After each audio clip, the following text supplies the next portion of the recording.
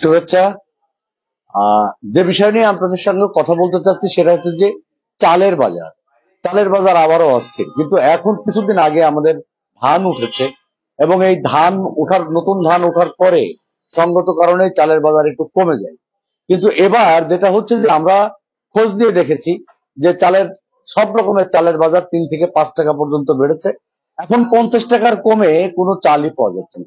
এর ফলে যা হয়, শ্রমজীবী মেহনতি মানুষের এই চাল কিনতে যে এক ধরনের নাভিশ্বাস শুরু হয়েছে, যেটা কৃষি নির্ভর বাংলাদেশে এবং আমাদের এখানে অনেক জমি আছে যেটা 2 বার 3 বার পর্যন্ত ধান আবাদ হয়। সেখানে আমাদের বরাবরই চালের উৎপাদন বা ধানের উৎপাদন উদ্বৃত্ত হয়ে যায়। আমাদের কৃষি সম্প্রসারণ বিভাগ বা অন্যান্য মাধ্যম থেকে আমরা যে তথ্য পেয়ে থাকি, যাতে আমাদের খাদ্যের কোনো ঘাটতি থাকে না, বিশেষ করে চালের আবাদের যে জায়গা।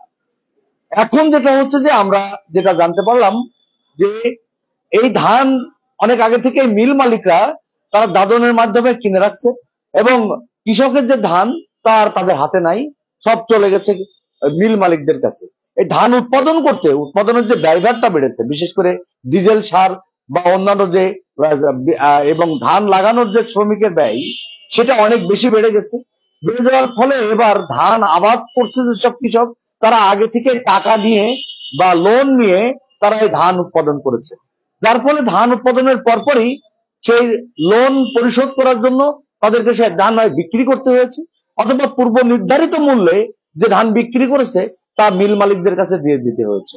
এই যে একটা বড় সিন্ডিকেট, একেবারে মাঠ পর্যায়ে এই মিল মালিকরা যারা এই ধান চালের ব্যবসা করেন বা চাল উৎপাদন করেন, তারা একেবারে মাঠ পর্যায় থেকে কৃষকদেরকে এক ধরনের দাদনের মধ্যে বন্দী করে বেড়ে করেছে। এর ফলে যেটা হয়েছে যে কৃষকের ঘরে এখন কোনো চাল নাই, বা শ্রমজীবী মেহনতি মানুষের ঘরে তাদের কোনো খাবার নাই। তাদেরকে যখন আবার বাজারের ব্যাগ হাতে করে চাল কিনতে যেতে হচ্ছে, তখন যে দামে বিক্রি করেছে কয়েকদিনের ব্যবধানে তা বেড়ে আরো বাড়তে আছে।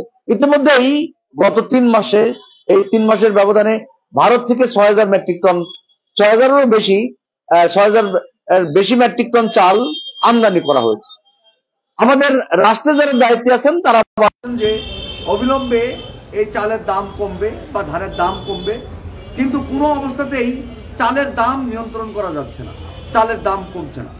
এখন এরকম একটা পরিস্থিতিতে যেটা হচ্ছে, আমরা মনে করি রাষ্ট্রীয় ব্যবস্থা সুসংগত না থাকা বা রাষ্ট্রীয় এই যে পর্যবেক্ষণের যে ব্যবস্থা, সেটা শক্তভাবে হাল না ধরার কারণে এই চালের দাম বাড়ছে, মেহনতি শ্রমজীবী মানুষের নাভিশ্বাস বাড়ছে। আমি আশা করব যে এই খেটে খাওয়া মানুষের দুবেলা দুমুঠো ভাত, আমাদের প্রিয় খাদ্য, সেটা নিশ্চিত করতে চালের দামটা অবশ্যই আমাদের ক্রয় ক্ষমতার মধ্যে আনতে হবে অবিলম্বে।